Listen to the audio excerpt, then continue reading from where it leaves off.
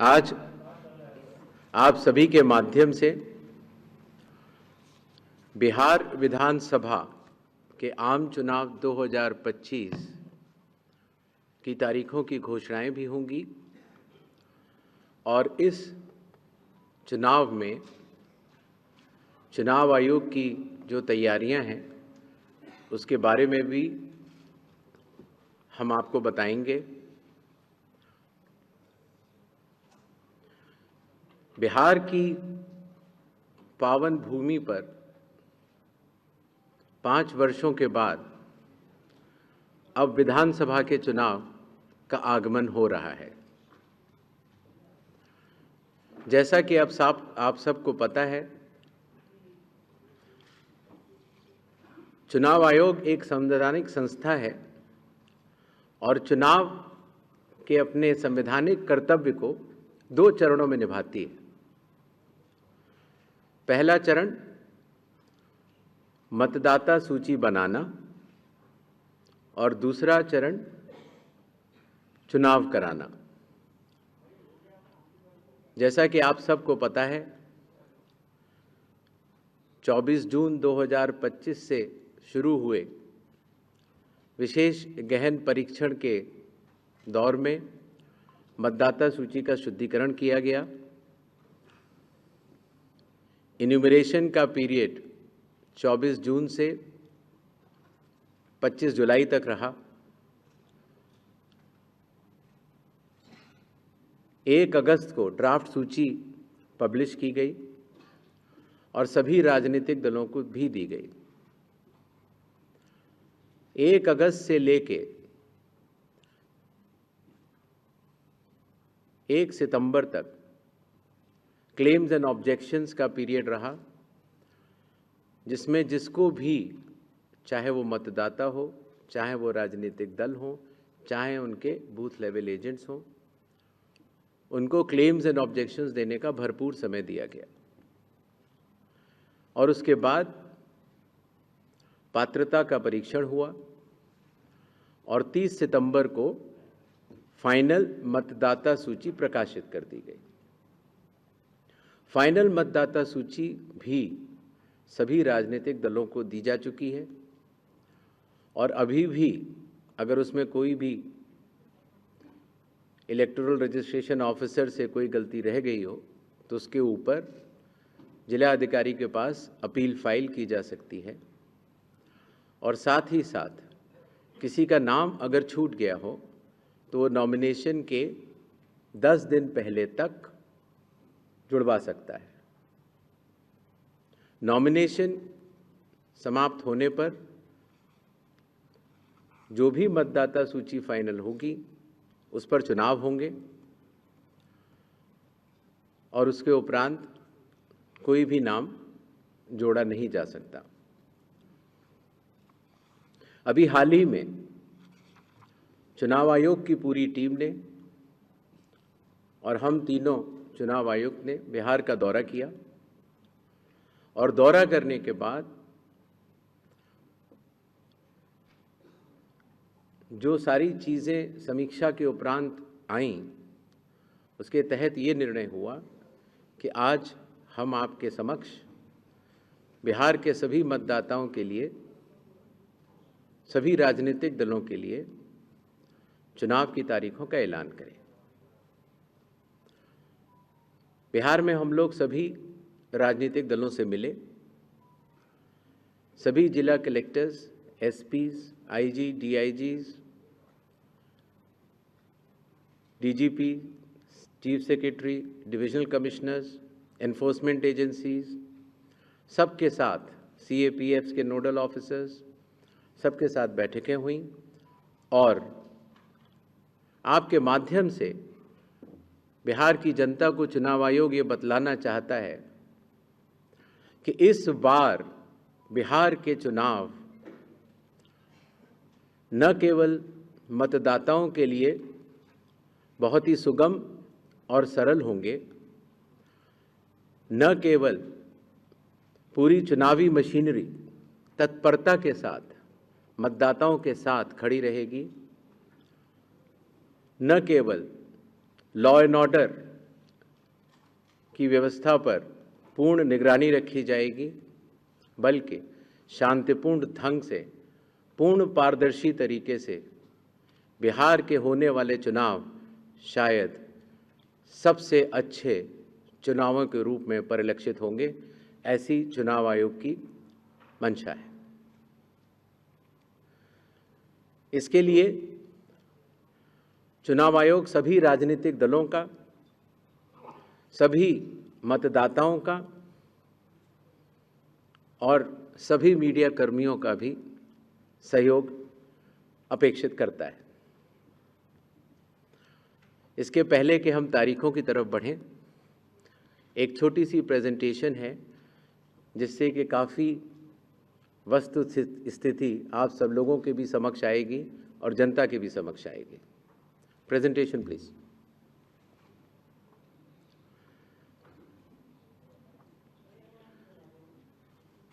बिहार में कुल 243 विधानसभा क्षेत्र हैं। इसमें अनुसूचित जाति के लिए 38 और अनुसूचित जनजाति के लिए 2 रिजर्व्ड हैं। नेक्स्ट। एक ओवरव्यू अगर लिया जाए मतदाताओं का, तो कुल मतदाताओं की संख्या लगभग 7.42 करोड़ है, जिसमें कि मेल 3.92 और फीमेल 3.5 करोड़ हैं। सीनियर सिटीजन्स लगभग 4 लाख हैं। 100 वर्ष की आयु पूर्ण कर चुके मतदाता लगभग 14,000 हैं और फर्स्ट टाइम वोटर्स लगभग 14 लाख हैं। जैसा कि अब आप सबको विदित है, इस बार चुनाव आयोग ने मतदाताओं की सहूलियत के लिए, उनकी सुविधा के लिए हर मतदान केंद्र पर 1200 से ज़्यादा मतदाता न हो, ऐसा लक्ष्य रखा है। इसके चलते पोलिंग स्टेशंस की संख्या में वृद्धि हुई और अब बिहार में 90,712 पोलिंग स्टेशंस हैं। एवरेज वोटर्स पर पोलिंग स्टेशन लगभग 818। वुमेन मैनेज्ड 1044 और मॉडल पुलिस स्टेशन लगभग 1350। हर पोलिंग स्टेशन पर वेबकास्टिंग की व्यवस्था होगी, जिससे चुनावी प्रक्रिया के ऊपर वरिष्ठ अधिकारियों का पूरा निगरानी किया जा सके। बिहार में कुछ इंटरेस्टिंग चीज़ें भी हैं। दियारा रीजन में लगभग जो 250 पोलिंग स्टेशन हैं, वहाँ घोड़े से पेट्रोलिंग होती है और इसी तरीके से लगभग 197 पोलिंग स्टेशंस में नाव के ज़रिए पोलिंग पार्टीज जाती हैं।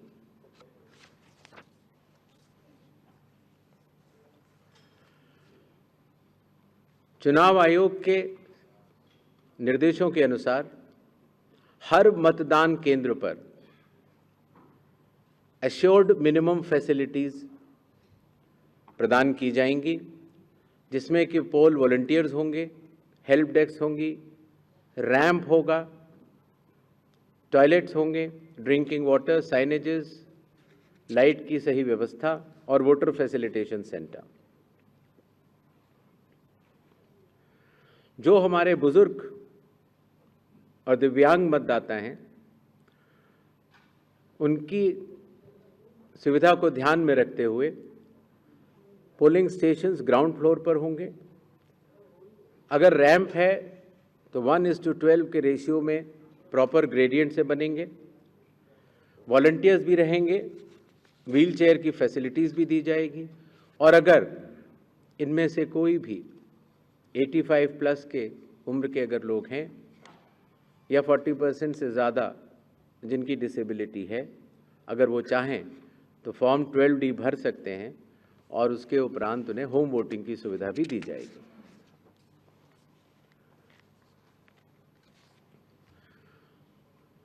बिहार के दौरे पर चुनाव आयोग ने जिला मजिस्ट्रेट्स को, सुपरिंटेंडेंट्स ऑफ पुलिस को और सभी एनफोर्समेंट एजेंसीज को सख्त निर्देश दिए हैं, zero tolerance to any violence,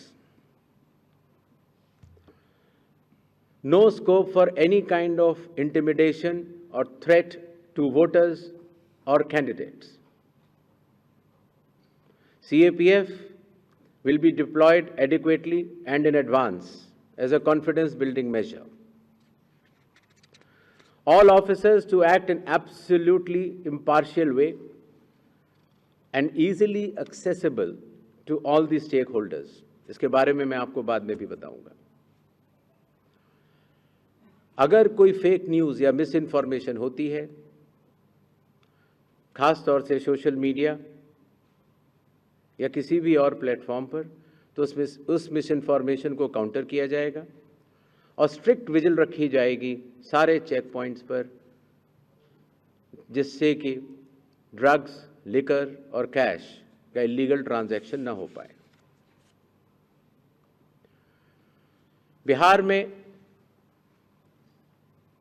Bihar के पूरी चुनाव का तंत्र है, उसके साथ मिलकर बिहार के इन चुनावों में 17 नए इनिशिएटिव्स लिए जा रहे हैं, जो कि बिहार से शुरू होकर पूरे देश में लागू होंगे। चुनाव आयोग ने इसके ऊपर एक इनिशिएटिव के ऊपर काफ़ी चर्चा और इनकी प्रायोगिकता को देखते हुए ये कदम उठाया है और एक ऐतिहासिक कदम इसको माना जाएगा। ट्रेनिंग, पहली बार जो चुनाव आयोग का ट्रेनिंग इंस्टीट्यूट है,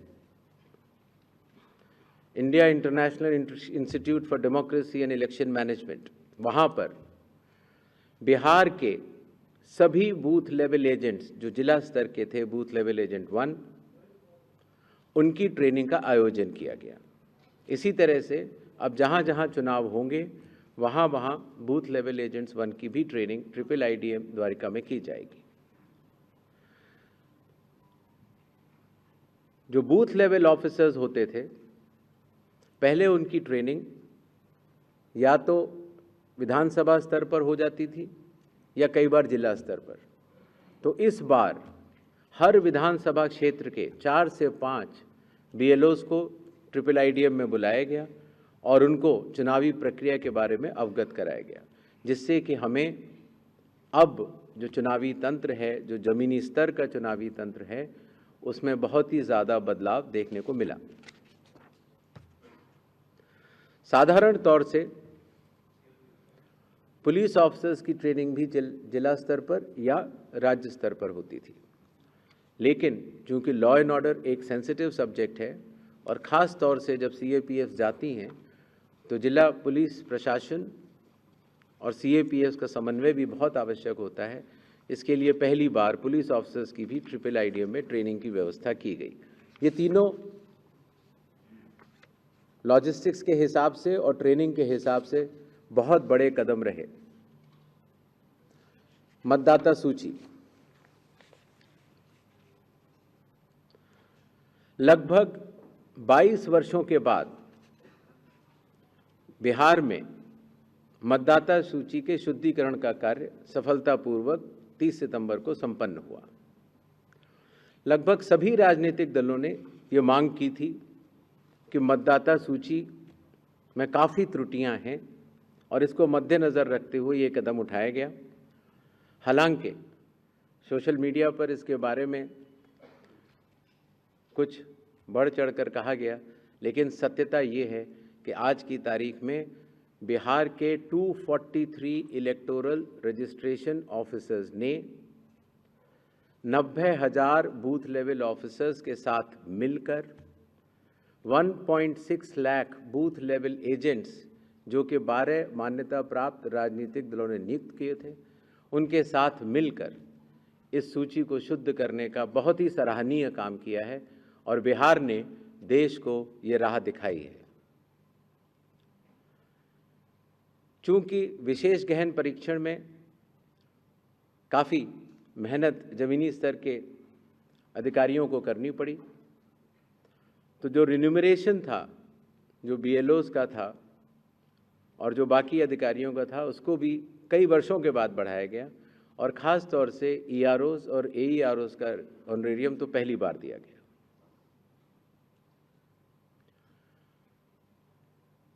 जिन मतदाताओं के नाम सूची में नए जुड़े हैं या जिन मतदाताओं की एंट्रीज में कोई चेंज है, जैसे पता बदल गया, तो ऐसे मतदाताओं को नए वोटर कार्ड दिए जाने हैं। चूँकि पहले कई दिनों तक या कई बार महीने लग जाते थे वोटर कार्ड मिलने में, इसीलिए चुनाव आयोग ने सभी एजेंसियों के साथ मिलकर ये SOP बनाया कि किस तरीके से 15 दिन के भीतर मतदाताओं के हाथ में इलेक्टर फोटो आइडेंटिटी कार्ड, जिसको सामान्यतः वोटर कार्ड कहा जाता है, वो उनके हाथ में आए। इसी तरीके से जो हमारे बूथ लेवल ऑफिसर्स हैं, जब वो मतदाताओं के घर घर जाते हैं तो उनको भी पहचान पत्र पहली बार चुनाव आयोग ने डिज़ाइन भी किया और उनको दिया भी। कंडक्ट ऑफ इलेक्शंस जो आने वाला है,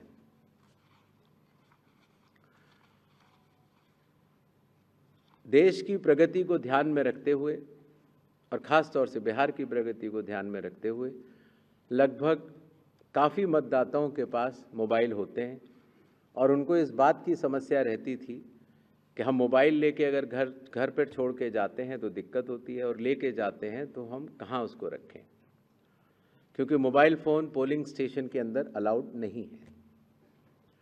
इसलिए एक नई व्यवस्था बनाई गई जिससे कि पोलिंग स्टेशन के कमरे के ठीक बाहर कोई भी मतदाता अपना मोबाइल फ़ोन जमा करा सकता है, अंदर जाके अपना वोट डाल सकता है और बाहर आने के बाद अपना मोबाइल लेके घर जा सकता है।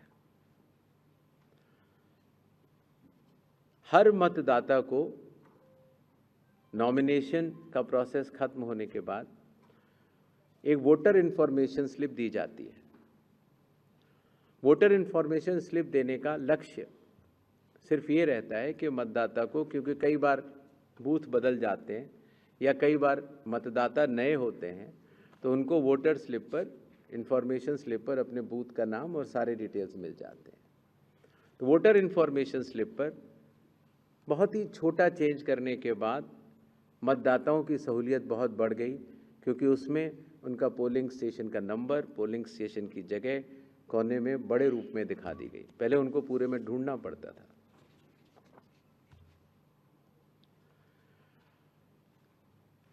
चुनाव आयोग की लगभग विगत कई वर्षों से एक एक करके ऐप्स बनती चली गई और लगभग 40 ऐप्स आज की तारीख में चुनाव आयोग के पास हैं। तो इन सबको एक जगह समन्वित करते हुए, क्योंकि हर मतदाता या हर स्टेक होल्डर हर 40 ऐप को डाउनलोड नहीं कर सकता, तो ECI नेट जैसी मदर ऑफ ऑल ऐप्स का एक लक्ष्य रखा गया और ECI नेट में अब धीरे धीरे करके सारी ऐप्स आ चुकी हैं और इसका प्रोग्रेसिव इम्प्लीमेंटेशन भी वन स्टॉप डिजिटल प्लेटफॉर्म के रूप में बिहार से शुरू होगा। पोलिंग स्टेशन में मैं आपको बता चुका हूं, जिससे कि क्यूज़ लंबी न हो और मतदान के समय में मतदाताओं को सहूलियत भी रहे और ख़ास तौर से मतदान के आखिरी घंटों में ज़्यादा भीड़ न हो, इसके लिए संख्या 1200 निर्धारित की गई। कैंडिडेट्स के बूथ पहले मतदान केंद्र से काफ़ी दूर तक लगाए जाने के निर्देश थे, जिससे कि कैंडिडेट्स को भी और मतदाताओं को भी काफ़ी असहूलियत होती थी। और इसीलिए जो पॉलिटिकल पार्टीज़ के संग ज़मीनी स्तर पर EROs की मीटिंग हुई, DMs की मीटिंग हुई, CEOs की मीटिंग हुई, उनसे मिले सुझावों के अनुरूप लोक प्रतिनिधित्व कानून के अनुरूप 100 मीटर की दूरी तक हर कैंडिडेट अगर चाहे तो अपने बूथ्स लगा सकता है। चुनावी प्रक्रिया पारदर्शी हो, उसकी पूर्ण निगरानी हो, ईआरओ भी उसको देख पाएँ और कोई भी अगर गलती पाए जाए तो उसके खिलाफ एक्शन भी लिया जा सके। इसके लिए पहले लगभग 50% प्लस पोलिंग स्टेशंस में वेबकास्टिंग होती थी और अब इसको 100% पोलिंग स्टेशंस में लागू कर दिया गया है, जिससे कि निगरानी तंत्र के लिए सुगमता होगी।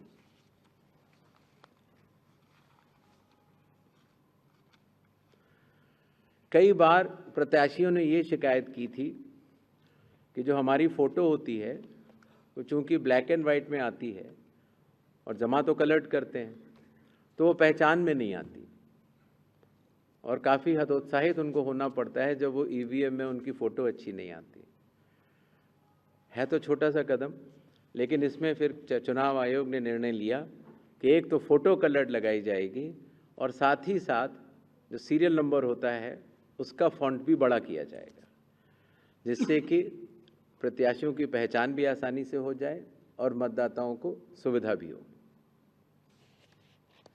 काउंटिंग,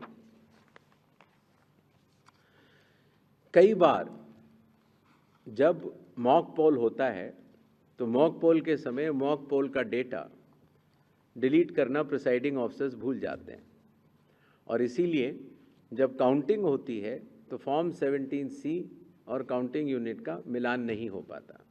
ऐसे केस में किसी भी शंका को न रखा जाए, इसलिए जब भी 17C या वीवीपैट में मिसमैच होगा तो उन ईवीएम से रिलेटेड वीवीपैट्स की पूर्ण गिनती की जाएगी। इसी तरीके से ये भी एक मांग सभी राजनीतिक दलों की थी कि पोस्टल बैलेट्स की गिनती पहले शुरू की जाए और पहले ख़त्म की जाए। तो इसलिए चुनाव आयोग ने पारदर्शिता के लिए भी और इसके लिए भी, जिससे कि पोस्टल बैलेट्स पर पूर्ण ध्यान दिया जाए उनकी गिनती पर और कोई जल्दबाजी भी न की जाए, तो ईवीएम के लास्ट 2 राउंड से पहले पोस्टल बैलेट की गिनती समाप्त करना अनिवार्य होगा। जैसा आप सब लोग को पता है, जब चुनाव खत्म हो जाता है तो फिर आंकड़ों की आवश्यकता कई लोगों को पड़ती है, मीडिया को भी होती है, एनजीओज़ को भी होती है, सिविक सोसाइटीज़ को होती है और आम जनता को भी होती है। तो इसके लिए चुनाव आयोग की एक पद्धति रही जिसको इंडेक्स कार्ड कहा जाता है, लेकिन इंडेक्स कार्ड का सारा डेटा कलेक्ट करने में कई बार सप्ताह और कई बार महीनों लग जाते थे। तो अब चूंकि ECI नेट भी आ रहा है और डिजिटल का युग है, इसीलिए digital index cards and reports सारे आपको चुनाव खत्म होने के कुछ ही दिनों के भीतर वेबसाइट पर या ऐप पर मिल जाएंगे। इस चुनाव की विशेषता है ये slide. The entire election machinery of Bihar is just a call away। अर्थात अगर कोई भी मतदाता या कोई भी व्यक्ति ECI नेट ऐप को डाउनलोड करता है और अगर अपने एपिक नंबर डिटेल को डालता है, वोटर कार्ड के नंबर को डालता है, तो वो अपने BLO से बात कर सकता है। वो अपने जो बूथ लेवल ऑफिसर्स हैं उनको अपनी कॉल बुक कर सकता है और बात कर सकता है। अगर उसकी कोई भी समस्या है तो वो BLO से बात करके उसका निदान कर सकता है। इसी तरीके से जो इलेक्शन कमीशन का बहुत पॉपुलर नंबर है 1950, आपको भी कोई भी बिहार का मतदाता अगर इस समय बिहार से बाहर है तो भी उसको सिर्फ +91 अगर मोबाइल से आप डायल करते हैं तो +91 जो इंडिया का कोड है वो लगाना है। STD कोड जहाँ का भी आपकी विधानसभा क्षेत्र है वहाँ के SDM का STD कोड और 1950 अगर आप ये डायल करते हैं तो 243 EROs सारे मतदाताओं की सेवा के लिए खुले रहेंगे।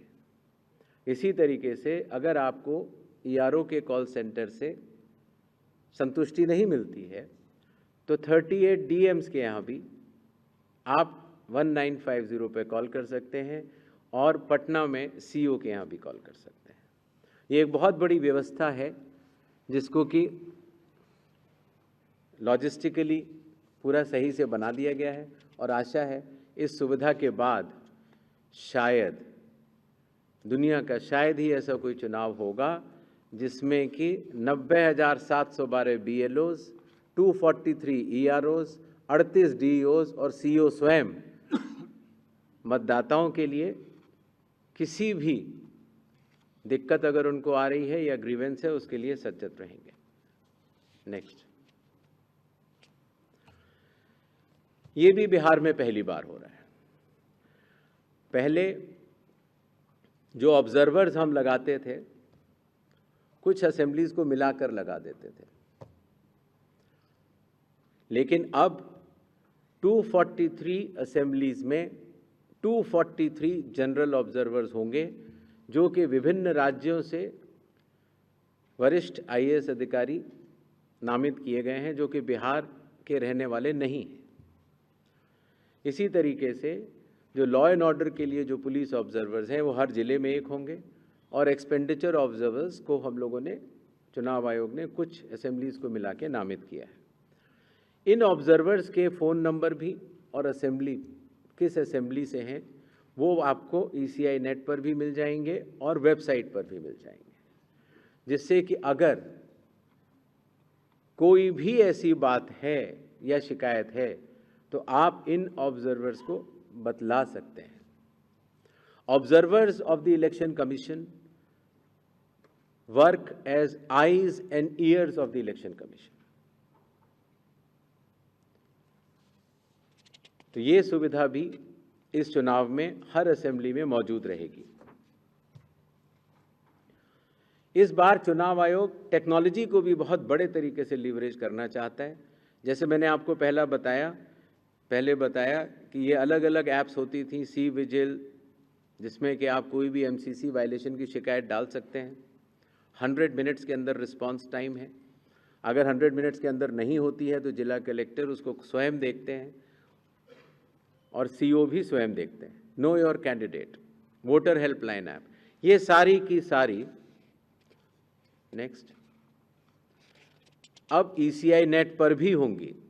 पुरानी सुविधा हमने हटाई नहीं है क्योंकि कई लोगों के पास पुरानी चीज़ें डाउनलोडेड हैं, बट अगर ECI नेट अगर आप डाउनलोड कर लेते हैं तो सारी एक जगह ये सुविधाएं आपको मिल जाएंगी। नेक्स्ट,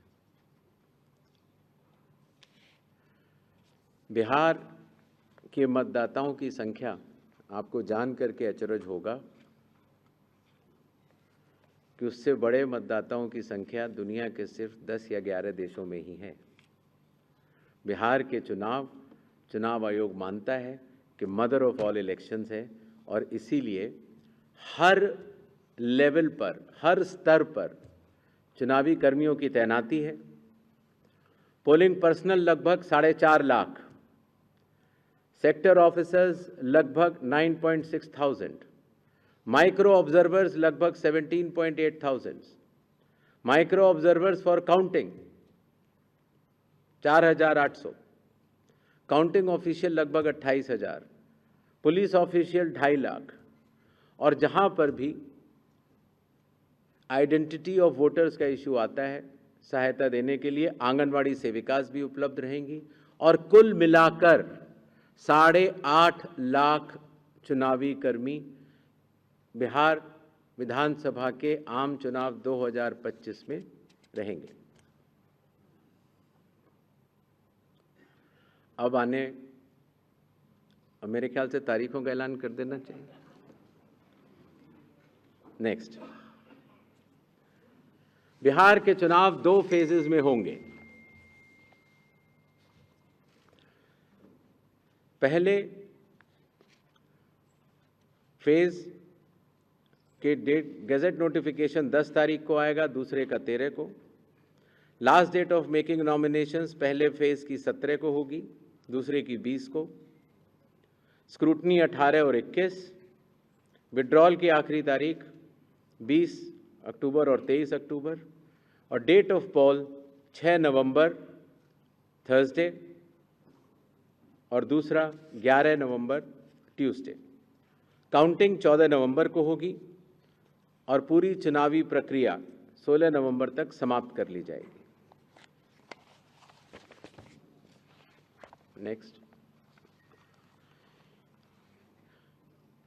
जो बिहार के 38 जिले हैं उनको 2 भागों में बांटा गया है।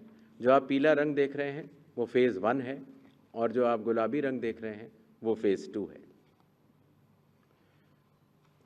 इसकी सॉफ्ट कॉपी आप सब लोग को दे दी जाएगी। नेक्स्ट, बिहार के आम चुनावों के साथ साथ 8 बाई इलेक्शंस भी होंगे। जम्मू कश्मीर के 2, बडगांव और नगरोटा, राजस्थान के अंता, झारखंड की घाटशिला, तेलंगाना जुबली हिल्स, पंजाब में तरन तारण, मिजोरम में दंपा, उड़ीसा में नौपादा।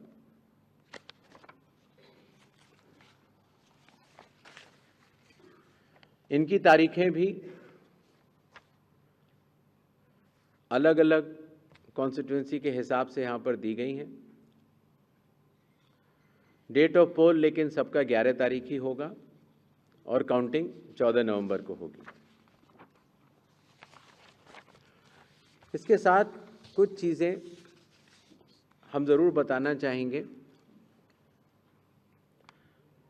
सबसे पहले मतदाताओं के नाम एक संदेश रहेगा, वो यह कि कृपया अपना नाम इलेक्टोरल रोल में ज़रूर चेक कर लें, क्योंकि अगर अभी भी छूट गया है तो नॉमिनेशन से 10 दिन पहले तक जोड़ा जा सकता है। कृपया अपने पोलिंग स्टेशन के बारे में ECI नेट से जानकारी हासिल करें या अपने बूथ लेवल ऑफिसर से समझ लें। वोटिंग जब आप करते हैं, अगर बाई चांस किसी कारणवश अगर आप अपना वोटर कार्ड लाना भूल गए हैं तो 12 ऑल्टरनेटिव डॉक्यूमेंट्स होते हैं जिससे कि आप अपनी आइडेंटिटी बता सकते हैं और उसके बाद वोट डाल सकते हैं। मतदाताओं को ये विश्वास रहे कि हर पोलिंग बूथ पर AMF that is assured minimum facilities उपलब्ध होंगी। वोटर इन्फॉर्मेशन स्लिप्स हर मतदाता को पहुंचाई जाएंगी। अगर आप मोबाइल लेकर आते हैं तो डिपॉजिट फैसिलिटी रहेगी, बिल्कुल निश्चिंत रहें। सर्विस वोटर्स हैं तो आपको पोस्टल बैलेट की सुविधा रहेगी। अगर आप दिव्यांग हैं या 85 प्लस ईयर्स के हैं तो आपके लिए होम वोटिंग की सुविधा दी जाएगी, बशर्ते कि आपको फॉर्म 12D भरना होगा। मतदान करने से पहले अपने प्रत्याशी के बारे में ज़रूर जान लें। नो योर कैंडिडेट ऐप से भी आप देख सकते हैं। और अगर कोई भी प्रत्याशी या राजनीतिक दल मॉडल कोड ऑफ कंडक्ट का वायलेशन करता है तो सी विजिल की ऐप पर आप बता सकते हैं, 1950 पर भी आप बता सकते हैं या ऑब्जर्वर्स को भी बता सकते हैं। राजनीतिक दलों से भी निवेदन रहेगा कि वो हर पोलिंग स्टेशन पर चुनाव आयोग द्वारा पारदर्शी चुनावों के साथ सहभागिता करें और हर पोलिंग स्टेशन पर अपने बूथ लेवल एजेंट्स को नामित करें।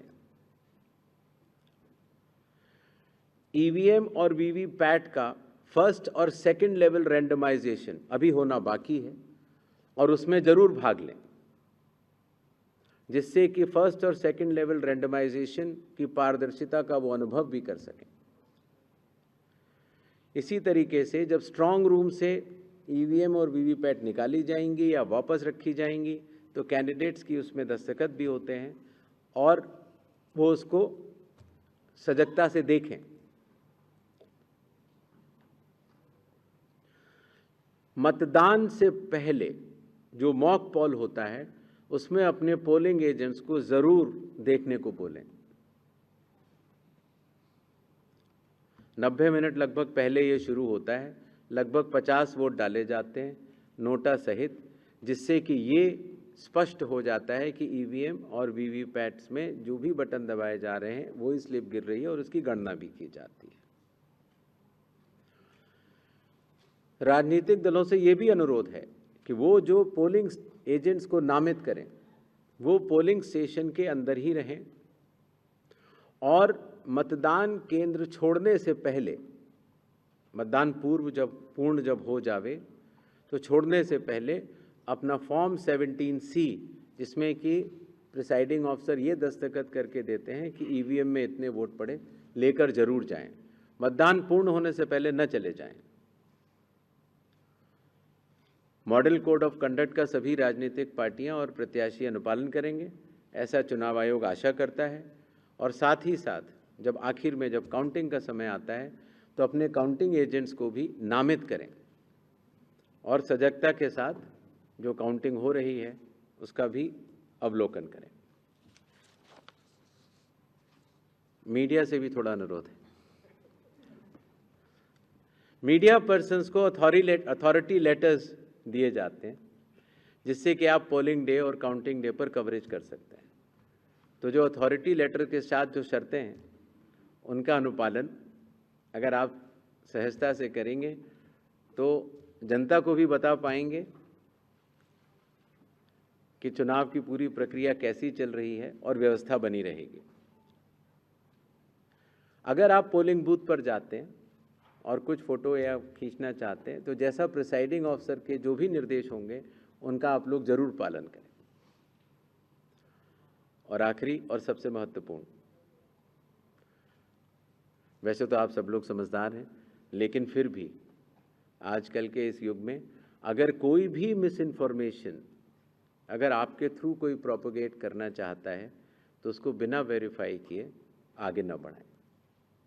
और ख़ास तौर से अगर आपको लगता है कि वो गलत इन्फॉर्मेशन है तो उसको अगर आप सूचित कर देंगे 1950 पर या सी विजिल पर तो उस पर एक्शन भी लिया जा सकता है। इन्हीं छोटे शब्दों के साथ बिहार का चुनाव बिहार के मतदाताओं को और सभी राजनीतिक दलों को और आने वाले प्रत्याशियों को सबको बहुत बहुत शुभकामनाएं। धन्यवाद। Thank you, sir. So can we start with the question and answer session? Yes, please. As I already informed, we'll be taking questions in groups of 5, and then sir will be answering. Another request is kindly the question should be asked only relating to the Bihar Assembly elections. Yes.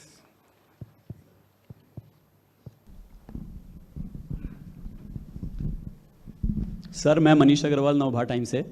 इधर sir, जब voting होती है तो last में एक issue आता है हमेशा कि वोटिंग टर्नआउट बढ़ जाता है। कई बार दालारोप लगाते हैं कि इसमें कुछ ना कुछ गड़बड़ हुई है। तो क्या इसका कोई सर टाइम लिमिट बनाएंगे कि वोटिंग खत्म होने के बाद इस समय तक ये फाइनल हो जाएगा? एंड सेकंड, क्या SIR पैन इंडिया शुरू करेंगे या सर इसमें अभी कुछ समय है? धन्यवाद।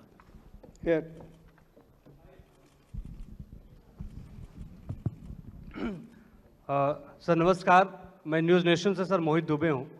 सर, आपने बिहार को लेके अनाउंसमेंट तो कर दिया है, लेकिन कांग्रेस लगातार SIR को लेकर सवाल उठाती रही है बिहार विधानसभा चुनाव को लेकर। एक और आप SIR बिहार में करवा रहे थे, दूसरी ओर राहुल गांधी वोट चोरी का मुद्दा वहाँ पे उठा रहे थे और आपकी विश्वसनीयता पे सवाल उठा रहे थे कि चुनाव आयोग की विश्वसनीयता खराब हो गई है। तो क्या एक बड़ी चुनौती आप देखते हैं जिस तरीके से राहुल गांधी और कांग्रेस पार्टी तेजस्वी यादव आपके ऊपर आरोप लगा रहे हैं? यहाँ तक तेजस्वी यादव बार-बार, राहुल गांधी बार-बार ये कह रहे हैं निष्पक्षता के साथ चुनाव होना चाहिए। क्या जवाब देंगे आप? Sir, Arunima from CNN News 18. Right here. So the SIR process has ended here. But is there any data point available as to how many illegal immigrants were detected at the end of the SIR process? Sir, Raman from News 24. आपने 2 phase में चुनाव का ऐलान किया बिहार चुनाव के लिए। इसमें बहुत सारे राजनीतिक दलों की तरफ से सुझाव आया था कि 1 फेज में करवाया जाए। उसमें क्या दिक्कत थी और एक सवाल सर इससे जुड़ा हुआ है कि घुसपैठिए के बारे में अभी तक कोई बयान चुनाव आयोग की तरफ से नहीं आया है कि कितने घुसपैठिए आपको मिले। सर मैं पीयूष पांडे हूँ TV9 भारतवर्ष से। सर मैं इधर हूँ पीयूष पांडे TV9 भारतवर्ष से। मेरा सवाल सोशल मीडिया और AI के जो ब्यूटिफिकेटेड जो वीडियोस आते हैं उनको लेकर के है, चूँकि मैंने लास्ट टाइम भी आपसे पूछा था, क्या इसको लेकर के कोई मैकेनिज्म बनाया गया है, किस तरीके से इसको हैंडल करेंगे, चूँकि बड़े पैमाने पर ऐसा किया जाता है और अनजान होते हैं लोग, वो इसके झांसे में भी आ जाते हैं, तो इस बारे में आप अगर पूरी जानकारी दें। We'll take the next round later. I'll request sir to answer these questions. सबसे पहले वोटर टर्नआउट का विषय ले लेते हैं। पहले क्या होता था कि हर 2 घंटे पर जो 10 या 12 बूथों के ऊपर जो सेक्टर मजिस्ट्रेट्स होते हैं वो प्रिसाइडिंग ऑफिसर से फ़ोन पर डेटा लेने के बाद रिटर्निंग ऑफिसर को देते थे और रिटर्निंग ऑफिसर उनको वोटर टर्नआउट ऐप में भरते थे। ये एक non statutory, non instruction based, एक आम जनता की सहूलियत के लिए एक आंकड़ा दिया जाता था। तो 9 बजे, 11 बजे, 1 बजे, 3 बजे, 5 बजे। 5 बजे के बाद चूंकि मतदान खत्म होना होता है 6 बजे, तो कई बार प्रिसाइडिंग ऑफिसर्स ये डेटा नहीं दे पाते थे, बिकॉज अगर क्यू लगी हुई है और या उनको बहुत सारी प्रक्रियाएं पूर्ण करनी होती हैं, तो वो फिर डेटा जब प्रिसाइडिंग ऑफिसर्स अपने कलेक्शन सेंटर पे जब ईवीएम जमा कर देते थे तो उसके बाद दे पाते थे। तो इसलिए कई बार कुछ लोग इस मुद्दे को उठाते थे कि साहब 5 बजे जो है इतना प्रतिशत था और रात को 11 बजे इतना हो गया। कई जगह ऐसा भी हो जाता था कि प्रिसाइडिंग ऑफिसर्स को लौट के आने में रात के 12 भी बज जाते थे, और कई बार वो चूँकि रात इतनी हो जाती है तो उस समय कई बार सुबह डेटा भरता था। सत्य अवस्था ये है कि हर पोलिंग बूथ पर जितने वोट पड़े वो मतदान समाप्त होने पर फॉर्म 17C के तौर पर हर प्रत्याशी के पोलिंग एजेंट को दे दिए जाते हैं। डेटा एंट्री में पहले इतना समय लगता था। अभी हाल ही में जो पहले 3-4 बाई इलेक्शंस हुए उसमें हम लोगों ने इस भ्रम को भी हटाने के लिए एक नई व्यवस्था लागू की, अर्थात मतदान समाप्त होने पर मतदान केंद्र पर जो पोलिंग एजेंट्स उपस्थित होंगे उनको तो 17C दिया जाएगा, लेकिन प्रिसाइडिंग ऑफिसर महोदय जो ECI नेट के अंदर जो VTR की नई ऐप होगी उसमें वो आंकड़े भर देंगे, और भरने के बाद कुछ जगह ऐसा होता है जहां इंटरनेट की सुविधा नहीं होती तो ऑफलाइन भी भर सकते हैं। इसीलिए जब तक वो लोग काउंटिंग सेंटर तक आएंगे तो ये अप्रॉक्सीमेट वोटिंग ट्रेंड्स आपको मिल जाएंगे और उसमें बढ़ोतरी की संभावना खत्म हो जाएगी। जहां तक दूसरा सवाल था SIR पैन इंडिया की बात, तो अगर आप 24 जून के चुनाव आयोग द्वारा निर्गत आदेशों को देखेंगे तो पैन इंडिया अर्थात हर स्टेट और यूटी में SIR करने का निर्णय चुनाव आयोग ले चुका है।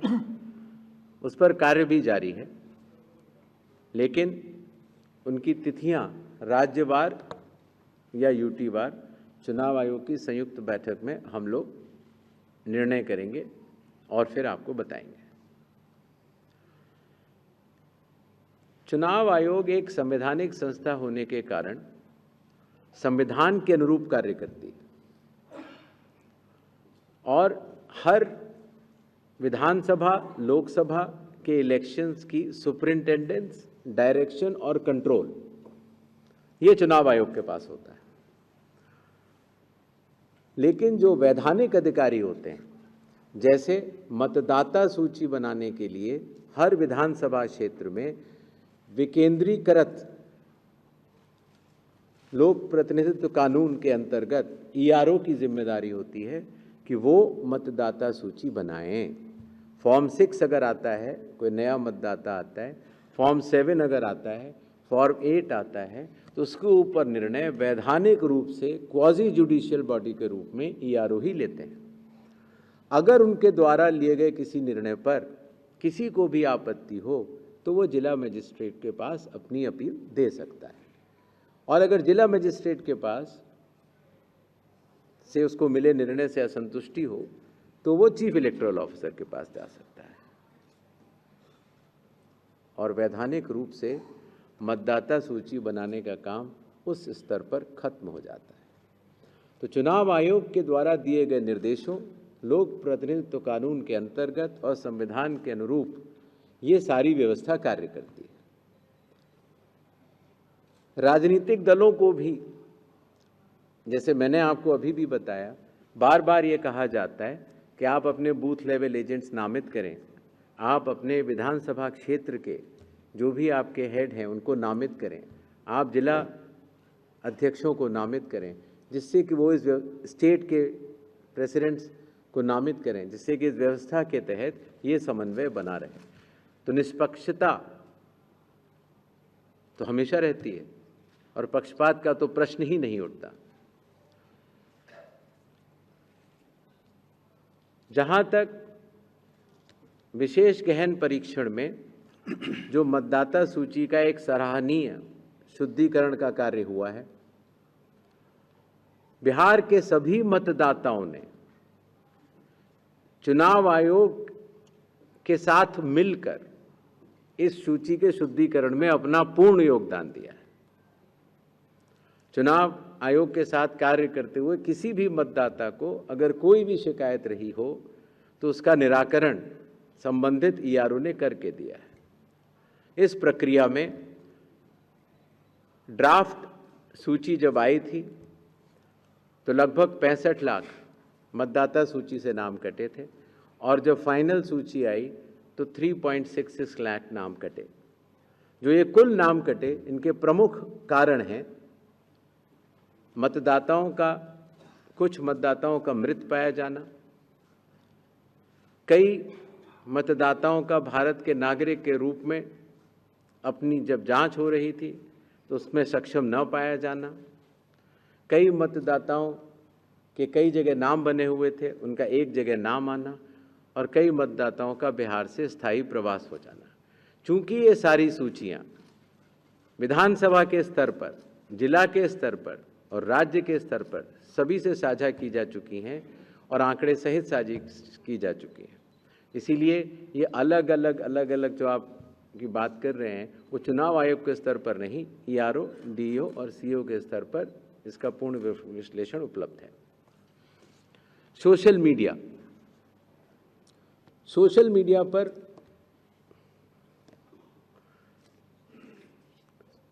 सेल्फ रेगुलेशन से बड़ी कोई चीज़ नहीं हो सकती, लेकिन चुनाव का अवधि बहुत छोटी होती है और उस समय अगर कोई भी भ्रम या भ्रांति या गलत प्रचार किया जाएगा तो उसका काउंटर, जैसे मैंने आपको पहले बताया था, उसका तुरंत करने की व्यवस्था जिला अधिकारियों के दफ्तरों में भी की गई है, CO के ऑफिस में भी की गई है, और आशा है कि एक रिस्पॉन्सिबल सिटीजन्स होने के नाते, रिस्पॉन्सिबल मतदाता होने के नाते चुनाव आयोग यह विश्वास करता है कि सोशल मीडिया की स्वतंत्रता का लोग दुरुपयोग नहीं करेंगे और एक सेल्फ डिसिप्लिन तरीके से इस चुनाव को आगे बढ़ाएंगे। So, Ritika. Am I audible? I'll come. Sir, Yes. this is Ritika Chopra from the Indian Express. I'm right here to your left. Sir, to your left. Hi, sir. Sir, आपने mention किया था कि as far as breakup of foreigners is concerned, ये शायद information would be available at the level of the CEO and EROs. But the ECI itself had given us a very detailed breakup when the draft roll was published for the reasons of deletion. So why is it that the commission is not be able to tell us how many voters were deleted on account of non-citizenship. We're asking this question because at the time when this decision was announced, the Commission had very staunchly defended its right to check for that, check for eligibility criteria, including citizenship. The Commission had repeatedly cited Article 326. So in light of that, now that the exercise is over, if you can just tell us how many people were actually, how many foreigners were indeed found. And secondly, sir, आपने कहा कि SIR पे अभी decision नहीं हुआ है, but till about October में SSR की प्रक्रिया full swing में शुरू हो जाती थी. तो जब तक आपका वो SIR का decision नहीं होगा, sir, will the summary revision start? Because by 1st you have to publish the draft rule. Thank you. Yes. नाम शोएब रज़ा है, इंडिया टीवी से मैं हूँ। सर 28 तारीख को क्योंकि छठ का त्यौहार है, पवित्र त्यौहार, और उसमें बहुत सारे लोग बिहार में जाएंगे छठ मनाने के लिए, तो लोगों को ये भी उम्मीद थी कि शायद उसके आसपास जो पहला चरण है वो होगा। लेकिन 6 अक्टूबर में चूँकि पहला चरण है, तो क्या इन चीज़ों का ख्याल आप लोगों ने रखा जब जो चरण का आपने ऐलान किया है, इसके बारे में थोड़ा आप बताइए सर। नीरज। सर मैं प्रशांत हूँ सर, न्यूज़ 24 से। पोलिंग डे के दिन बहुत सी शिकायतें आती हैं बोगस वोटिंग की, फेक वोटिंग की, उसका क्या अरेंजमेंट है? दूसरा कि जो महिलाएं घूंघट में हैं, जो महिलाएं बुर्के में हैं, उनकी पहचान कैसे होगी? इसको लेकर कुछ सेक्टर्स में अक्सर हंगामा होता है, सवाल खड़े होते हैं, इसके लिए क्या इंतज़ाम है पहचान के लिए? सर मैं अरविंद दैनिक जागरण न्यूज़पेपर से सर, राइट आप सीधे। सर मेरा सवाल है कि आपने भी चुनाव की पारदर्शिता के लिए आपने बहुत सारे कदम उठाए हैं जो अच्छे हैं। एक फ्री वीज का एक बड़ा इशू है जो लंबे समय से है, पॉलिटिकल पार्टी लगातार उसका चलन बढ़ता जा रहा है, उसको आयोग कैसे देखता है और क्या उसको मानता है कि उस पर कोई रोक लगनी चाहिए? Sir I am Neeraj. Sir I am Banne from Madhyamam daily, I am from रीज. You told that 100% webcasting at all polling stations. Hello.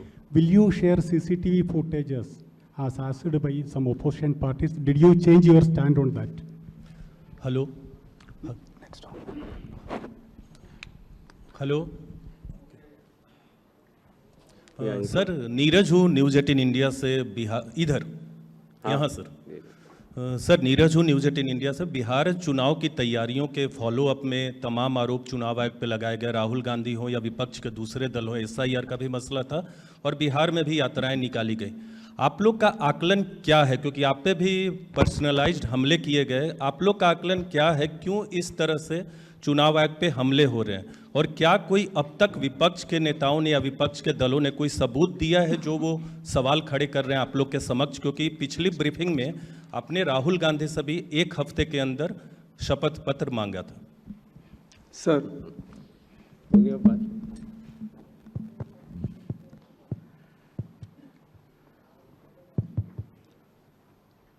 Chhath का त्यौहार 28 तारीख को है और ये बात सच है कि हम लोग भी चुनाव, सभी राजनीतिक दलों ने कहा था कि छठ के आसपास कराया जाए।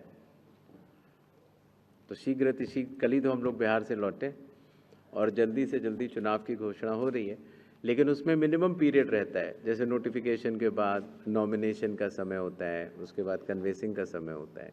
तो वो सब देखते हुए अगर आप शेड्यूल को देखेंगे तो शायद इसके पहले चुनाव नहीं कराए जा सकते थे। जहाँ तक बुर्का नशीन की बात हो रही है, पर्दा नशीन लेडीज की, तो आइडेंटिटी के लिए जो हमारी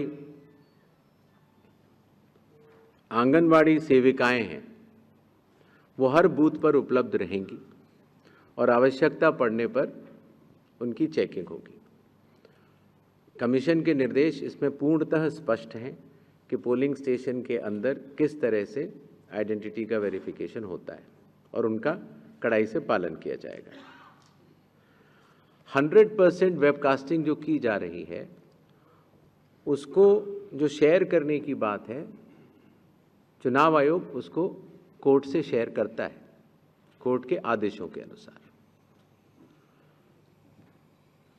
सुप्रीम कोर्ट के कई सारे जजमेंट्स हैं जिसमें कि कोई भी व्यक्ति अपना वोट डालता है या नहीं डालता है, ये भी उसकी राइट टू प्राइवेसी होती है। यह किसी और को जानने का अधिकार नहीं है कि आपने वोट डाला या नहीं डाला, ये उसकी प्राइवेसी होती है। और शायद इसका कारण भी स्पष्ट है। कारण ये है कि अगर किसी भी प्रत्याशी या राजनीतिक दल को ये पता लग जाए कि आपने वोट नहीं किया है, तो उसके परिणाम अलग हो सकते हैं। और इसलिए फॉर्म 17A एक होता है, जिसमें कि वोटर्स जब आप वोट करने जाते हैं तो आप दस्तखत भी करते हैं और एक सीक्वेंस में उसकी आपका समय भी लिखा जाता है, आपका नाम भी होता है। वो 17A सिर्फ और सिर्फ हाईकोर्ट को, माननीय हाईकोर्ट को दिया जा सकता है अगर कोई इलेक्शन पिटीशन हो। और वेबकास्टिंग पोलिंग स्टेशन की 17A के बराबर ही है और वोटर की प्राइवेसी रखनी होती है, और इसीलिए ऐसे वेबकास्टिंग को सिर्फ और सिर्फ हाईकोर्ट को दिया जा सकता है। इसके विरुद्ध कुछ लोग गए भी थे कोर्ट में, महाराष्ट्र हाई कोर्ट में भी गए थे। वहाँ महाराष्ट्र हाई कोर्ट ने पुराने सुप्रीम कोर्ट के जजमेंट को यथावत ठहराया और उसकी अपील के लिए भी लोग सुप्रीम कोर्ट गए थे। तो सुप्रीम कोर्ट ने फिर महाराष्ट्र हाई कोर्ट के फैसले को सही ठहराया, अर्थात वेबकास्टिंग सिर्फ और सिर्फ हाई कोर्ट को ही दी जा सकती है, और वो भी इलेक्शन पिटीशन दायर करने पर। जहाँ तक फ्री बीज की बात है, इसके ऊपर बहुत चर्चाएं मीडिया में आती रहती हैं, लेकिन चुनाव आयोग एमसीसी डिक्लेयर करने के बाद एमसीसी के अनुरूप निर्देशों का कड़ाई से पालन करता है। और आज इस प्रेस कॉन्फ्रेंस के बाद अगर ऐसी कोई भी शिकायत अगर संबंधित अधिकारियों को मिलती है तो इसके ऊपर कड़ाई से कार्रवाई होगी।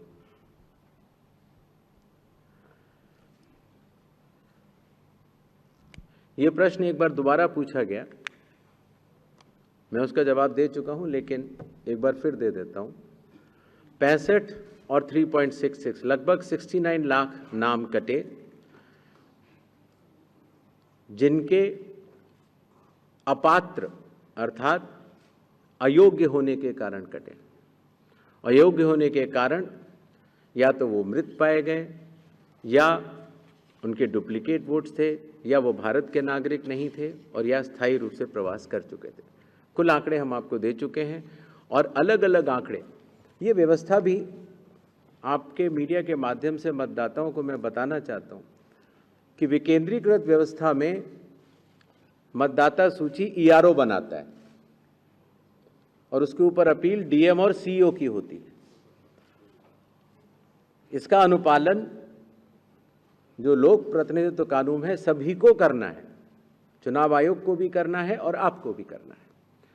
इसी तरीके से जब चुनाव होते हैं तो रिटर्निंग ऑफिसर हर विधानसभा में एक होते हैं, जिनकी देखरेख में चुनाव का इम्प्लीमेंटेशन होता है और उसके ऊपर इलेक्शन पिटीशन होती है। इस विकेंद्रीकृत व्यवस्था में चुनाव आयोग सुपरिंटेंडेंस करता है, डायरेक्शन करता है, कंट्रोल करता है और कड़ाई से इस बात को देखता है कि सारे निर्देश, सारे कानून का पालन ये सारी विकेंद्रीकृत और विधायिका के रूप से सारे अफसर कर रहे हैं।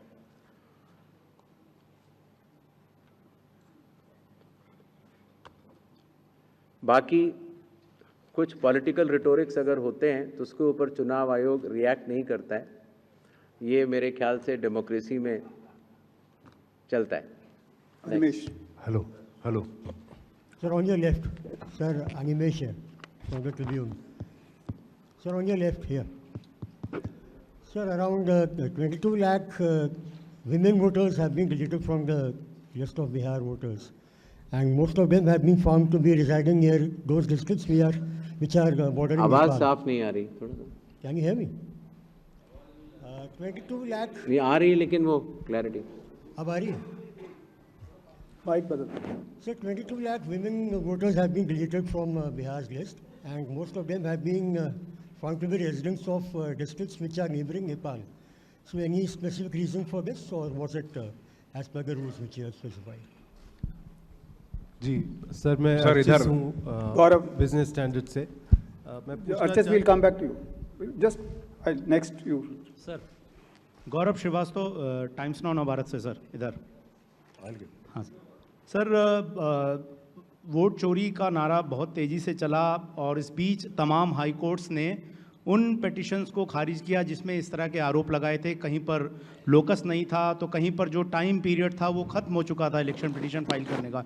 ये जो आरोप इलेक्शंस ख़त्म होने के कुछ महीनों बाद निकल कर आते हैं, बिहार चुनाव को लेकर भी क्या इस तरह के आरोप अगर लगते हैं तो इलेक्शन कमीशन किस तरीके से लोगों को जागरूक कर रहा है कि इस तरह की जो पिटिशंस हैं उनको फाइल करने के लिए एक तय कानून है, तय नियम है और उसके लिए मतदाता होना ज़रूरी है, लोगों को एफिडेविट देना ज़रूरी है। ये जो भ्रम की स्थिति, क्योंकि इसके बाद आप पूरे देश में SIR कराने की तैयारी में, जाहिर तौर पर कुछ मतदाताओं के नाम जुड़ेंगे, कुछ के बाहर होंगे, तो ये पूरे देश में भ्रम की स्थिति ना पैदा हो, कानूनी रूप से भी और सड़कों पर भी, इसको लेकर चुनाव आयोग क्या तैयारी कर रहा है। दूसरा सर सवाल यह है कि कल सुप्रीम कोर्ट में जस्टिस सूर्यकांत की बेंच पर SIR की वैधता को चुनौती देने वाली याचिकाओं पर सुनवाई है। इलेक्शन कमीशन की इस सुनवाई के दौरान जो है वो कोर्ट ने ये भी कहा था कि अगर ज़रूरत पड़ी तो हम पूरी इस प्रक्रिया को भी ज़रूरत पड़ने पर वैध या अवैध करार दे सकते हैं। अभी चूंकि सुनवाई सब जुडिस है, तो क्या सुप्रीम कोर्ट, क्या इलेक्शन कमीशन मानता है कि जो SIR की प्रक्रिया है उसे अंतिम मुहर सुप्रीम कोर्ट से एक तरह से मिल चुकी है जो बिहार में पूरी प्रक्रिया हुई है? सर इधर मेरा नाम रविंद्र है। मैं ये पूछना चाहता था कि आपने कहा कि 2 फेजेस में चुनाव होगा। अगर पिछले 20-25 साल का देखें तो 2005 में 4 फेज में था, 2010 में 6 फेज, 2015 में 5 फेज फिर से, और 2020 में 3 फेज था। If you can share with us what were the considerations to reduce it to just 2 phases, and if it's been reduced to 2 phases, why not 1 phase? Thank you. Sir इधर sir, मेरा नाम रविंद्र सिंह शोरान है, मैं एक independent journalist हूँ। Sir मेरा सवाल ये है कि इलेक्शन को निष्पक्ष कराना आपके लिए एक चुनौती है। पहला आपका इलेक्शन है CEC के तौर पर, तो आपको शुभकामनाएं। लेकिन उससे भी बड़ा जो चुनौती है वो साख का संकट है कि इलेक्शन कमीशन की जो साख है वो इस वक्त बहुत स्टिक पे है, और ये केवल क्वेश्चन पॉलिटिकल पार्टीज और चुनाव आयोग के बीच का नहीं है, जनता के बीच में भी ये सवाल उठ रहा है। उसको आप लोग कैसे उसका आंसर देने की कोशिश करेंगे? क्योंकि आमतौर पर लगता है इलेक्शन कमीशन सवालों के जवाब दे नहीं रहा है जो जनता जानना चाहती है, एक बात। और दूसरी बात ये अभी जो restrict yourself to one question please. There are others also waiting. Ji MCC लागू होने के बाद के 10,000 रुपए जो दिए गए हैं पॉलिटिकल JD और BJP ने, उस पर आप लोग कुछ, उसके पहले जो दिए गए हैं, क्या उस पर भी आप लोग कुछ चेक करेंगे सर? मैं अश्विन कुमार सिंह NDTV से। सर एक पहला सवाल ये था, जब आप लोग कमीशन गया वहाँ पे आपने इंडिविजुअली पॉलिटिकल पार्टी से मीटिंग की, क्या किसी भी पार्टी ने आपके सामने SIR पर अपनी चिंताएं व्यक्त की after publication of electoral roll जो फाइनल पब्लिश हुआ उसके बाद भी? क्या किसी ने ऑब्जेक्शन रेज किया? और दूसरा सर इसी में जुड़ा हुआ था कि आधार कार्ड को 12वां दस्तावेज जब सुप्रीम कोर्ट ने बोला उसके बाद से क्या इलेक्शन कमीशन को ये डेटा दे सकता है कि कितने इलेक्टर्स का इंक्लूजन सिर्फ आधार के बेसिस पे हुआ है? ठीक।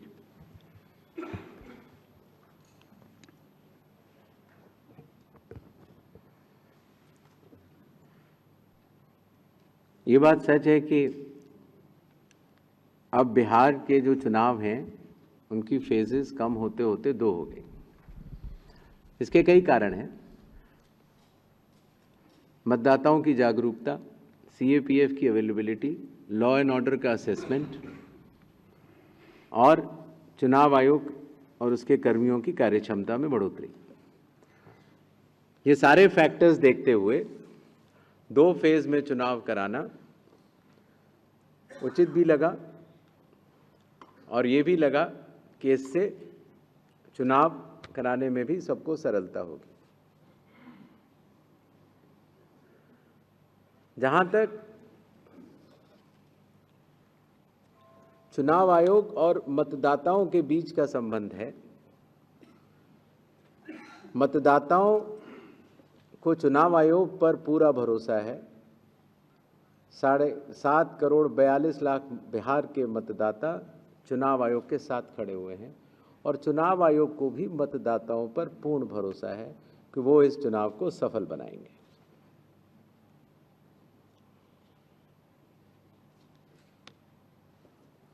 SIR की प्रक्रिया बहुत ही पारदर्शी तरीके से शुरू हुई और पारदर्शी तरीके से समाप्त भी हुई। बीच में कुछ धारणाएं बनती चली गई और जो धारणाएं बनती चली गई वो लोगों को जब उसकी सत्यावस्था का पता लगा तो सब लोग चुनाव आयोग से जुड़ते चले गए। और जैसा मैंने अभी कहा, 7,42,00,000 बिहार के मतदाता चुनाव आयोग के साथ खड़े हैं और चुनाव आयोग भी उनके साथ कंधे से कंधा मिलाकर खड़ा है।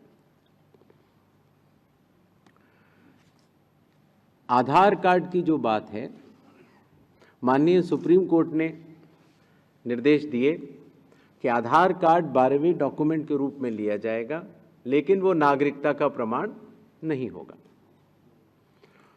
सेक्शन 9 आधार एक्ट का ये कहता है कि आधार कार्ड न तो नागरिकता का प्रमाण है, न जहां आप रहते हैं उसका प्रमाण है।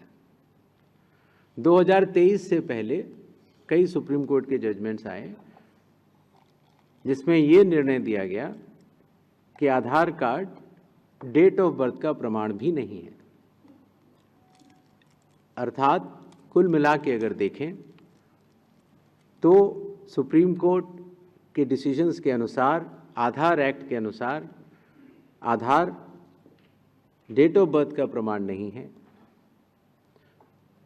जहां आप रहते हैं डोमिसाइल उसका प्रमाण नहीं है और सिटीजनशिप का प्रमाण नहीं है। आधार आपकी पहचान का प्रमाण है। जहां तक आर्टिकल 326 की बात है, संविधान का आर्टिकल 326 ये कहता है कि आपकी आयु 18 वर्ष से अधिक होनी चाहिए,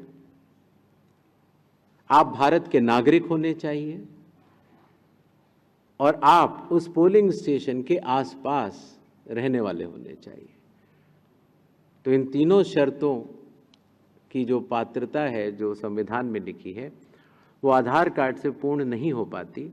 आधार कार्ड पहचान का प्रमाण पत्र रह जाता है, जो कि बहुत ज़रूरी चीज़ है। तो सुप्रीम कोर्ट के आदेशों के अनुपालन में चुनाव आयोग ने आदेश भी जारी किए और उसका पूर्णतः पालन भी हो रहा है।